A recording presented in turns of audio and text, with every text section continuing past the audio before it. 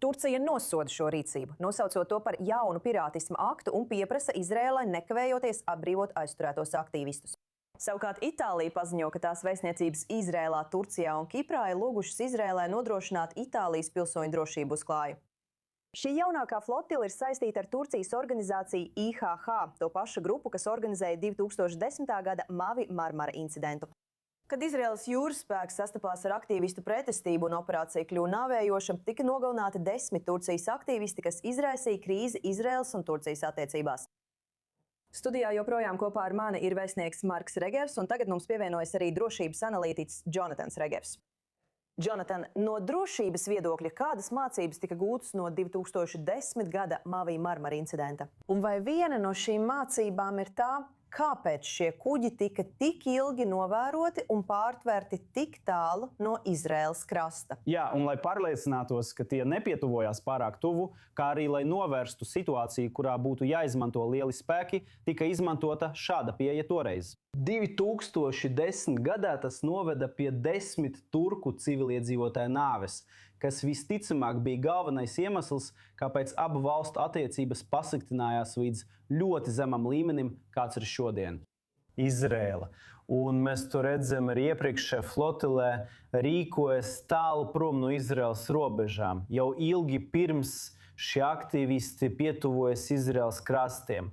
To visu pasakot, šajā gadījumā 2010. gadā toreiz nebija lielas pretestības. Ir taisnība, ka Izraēla negaidīja pilnīgi to, kas tur notika. Taču, kad Izraēlas spēki toreiz uzkāpa uz šiem IHH kuģiem, sastapās ar sīvu pretestību. Un, manuprāt, tas, kas šoreiz nāca Izraēlas labā, pirmkārt bija tas, ka nebija daudz pretestības. Spēki, un mēs to redzam šeit, ieradās ar milzīgu spēku, kas par laimi nebija nepieciešams. Arī par laimi, un tas bija tas, par ko tajā laikā bija liela satraukuma, ka Turcijas flote patiešām pavadīs šo flotili. Tas nenotika. Ja Turcijas flote būtu pavadījusi šo flotili, un mums būtu sadursme starp Izraēlas un Turcijas floti jūrā, mēs runātu par pilnīgi citu scenāriju.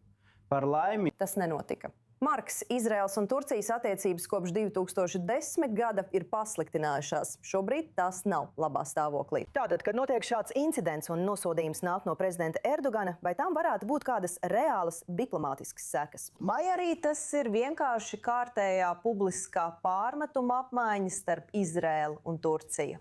Es domāju, ka tas drīzāk ir otrais variants, tāda savstarpēja atbildēšana, pie kādas esam pieraduši ar Turciju. Mums jāatcerās, ka 2010. gada incidentā, kā Jonatans pareizi teica, tika nogalināti 9 Turcijas pilsoņi. Un Izraēla patiesībā premjerministrs Netanjahu izteica nožēlu, un mēs samaksājām kompensāciju.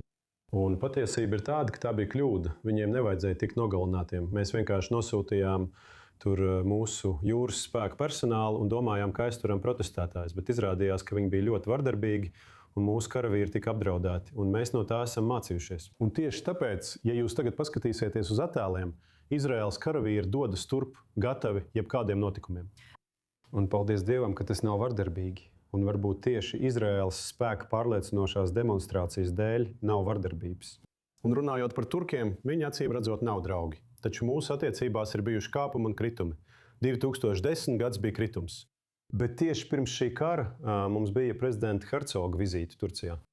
Un, kā Jonatans ļoti pareizi teica, Turcijas jūras spēki pieņēma lēmumu, vai arī virs Turcijas jūras spēkiem tika pieņemts lēmums nepievienoties šiem protestētājiem. Un tāpēc es domāju, ka turki viņi nav Izraēlas draugi, bet es nedomāju, ka viņi vēlas atklāt konfliktu ar Izraēlu.